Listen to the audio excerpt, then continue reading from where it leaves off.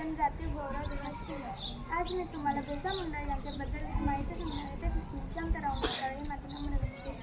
क्रांतीसूर बिरसा मुंडा यांचा जन्म क्रांतीसूर बिरसा मुंडा हे आदिवासी नेता आणि लोकनायक होते। त्यांचा जन्म झारखंडमधील उल्हाव गावी झाला। 15 नोव्हेंबर 1875 रोजी त्यांचे जन्म झाले होते। त्यांच्या वडिलांचे नाव सुगना मुंडा व आईचे नाव कर्मी होते। त्यांच्या गावात शाळा नसल्याने त्यांना मामाकडे शिक्षणासाठी पाठवले। तिथे जर्मन मिशनरी शाळेमध्ये त्यांनी प्रवेश घेतला।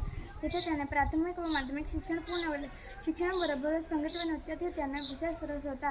त्यांना सगळ्यांमध्ये मिळून मिसळून राहण्याचा त्यांचा स्वभाव होता। तो काळ पारतंत्र्याचा होता। संपूर्ण देशाला इंग्रजांना गुलाम बनवून ठेवले होते। या जंगलात राहणारे आदिवासी हे त्या गुलामगिरीतून वाचले नव्हते। इंग्रजांनी वन कायदा करून आदिवासींचा पारंपरिक अधिकार नाकारला होता। त्यामुळे आदिवासींमध्ये असंतोष निर्माण झाला होता। एवढं बोलून मी माझं